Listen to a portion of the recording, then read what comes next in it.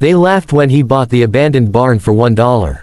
The whole town of Dusthaven treated it like a joke, a piece of gossip to whisper about over whiskey and poker. Men leaned back in their chairs outside the saloon, boots crossed and cigars smoking, and said only a fool would pay even a single coin for a building that had been left to rot since before the war. The women, gathering water at the well, smirked as they spoke of him in hushed tones, shaking their heads with pity. Elias Boone didn't mind the laughter. He was a tall, lean cowboy with a weathered hat and a scar running across his jaw like a strike of lightning. His eyes held something that unnerved people, not madness but a sort of quiet knowing. He wasn't like the others in Dusthaven. He didn't gamble, didn't drink, didn't chase women, and didn't waste words. So when the auctioneer called out the final bid of $1, Elias tipped his hat and handed over the coin, sealing his purchase of the barn that no one dared touch. The barn had a history. That was why it had stood empty all these years. Folks claimed it belonged to a man named Jeremiah Cole, a rancher who vanished one winter's night without leaving a trace. His cattle scattered, his fields turned to weeds, and his barn, once the pride of the land, was left to rot. Some said he skipped town after gambling debts piled too high. Others whispered of screams heard in the night, shadows moving beneath lantern light, and blood on the dirt that was washed away by the rain come morning. Children dared each other to run inside, but none lasted more than a minute before sprinting back, pale and breathless. So when Elias moved his horse, Ash, into the fenced yard of the abandoned barn, people chuckled but also watched closely. $1 barn was still a barn, and maybe the stranger had plans to fix it up. But deep down, they were waiting for something else, the curse, the reason no man before had dared claim it. The first night Elias stayed there, the laughter stopped.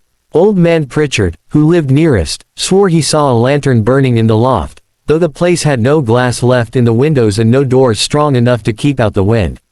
He heard a sound too, something like metal dragging against stone. When morning came, Elias walked into town as calm as ever, bought supplies from the general store, and returned without saying a word. Days passed. Elias worked the barn in silence. He hammered new boards, patched holes in the roof, and cleared brush from the yard. Children sat on fence rails and stared as he worked, but he paid them no mind. Dusthaven's folks soon noticed he was fixing the outside but never opened the cellar door beneath the barn floorboards. That door had always been there, black and heavy, locked with rusted chains and an iron pad. People knew it, because kids who dared each other to peek inside had tried breaking it many times, but the lock never gave way. One evening, as the sun bled red over the horizon, Elias went to the saloon.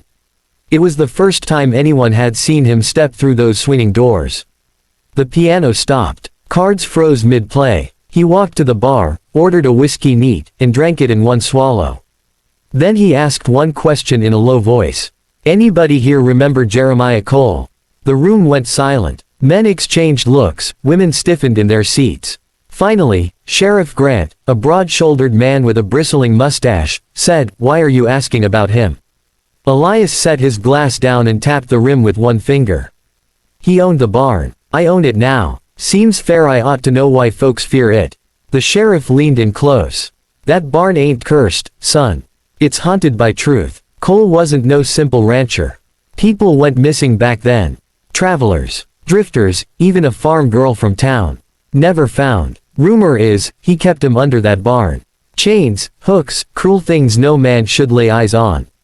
The saloon was so quiet that the creak of a chair sounded like thunder. Elias only nodded, dropped a coin on the bar, and walked out. That night, thunder rolled over Dusthaven. A storm broke, lightning flashing across the plains. In the barn, Elias struck the old padlock with his hammer again and again until it shattered.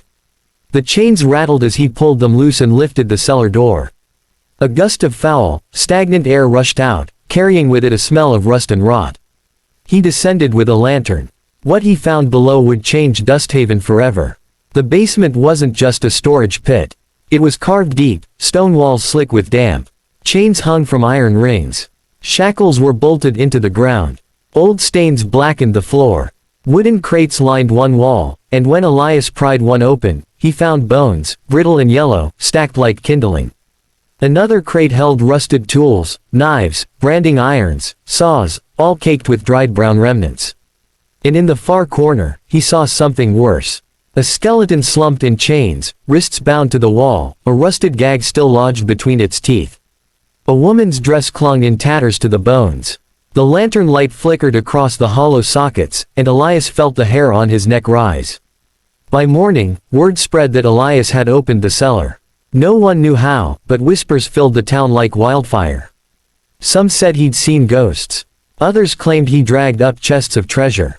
But when Sheriff Grant rode out to the barn, Elias met him at the gate, calm as ever. "There's truth under your feet, Sheriff," he said, pointing toward the cellar. "Best you see it for yourself." Grant went down with his deputy, and when they emerged, their faces were pale, their hands shaking. They confirmed it all: the chains, the bones, the horrors of Jeremiah Cole. Dusthaven was never the same after that. The town's laughter died, replaced by unease. The jokes about Elias and his dollar barn turned to hushed talk of curses proven true. But Elias didn't stop there. Night after night, he kept digging. He unearthed more bones, more signs of torment, and each time he brought them up, he laid them gently in the yard, covering them with blankets. When asked why, he said only, "They've been hidden long enough. Best give 'em peace." Yet strange things began to happen. Lanterns blew out with no wind. Horses spooked at shadows. Folks swore they saw figures moving near the barn at night, women in torn dresses, children with hollow eyes. And sometimes, they said, the chains rattled even though no one was down there. Elias remained steady. He boarded the cellar shut after the last of the bones were buried on the hill under simple wooden crosses. But the whispers never stopped. Some believed Jeremiah Cole's ghost lingered, angry his secrets had been revealed. Others claimed Elias himself had stirred something darker by breaking the lock. One night, as autumn winds howled through the plains, Elias was seen standing by the graves with his hat in hand. A group of townsfolk gathered at a distance, watching. Lightning flashed, and for a moment they swore they saw shapes standing with him, dozens of them, silent and still. When the light faded, Elias was alone again. From then on, Dusthaven no longer laughed at the man who bought the barn for $1. They treated him with wary respect, some even fear. For he had done what no one else dared, faced the shadows of the past and given them voice.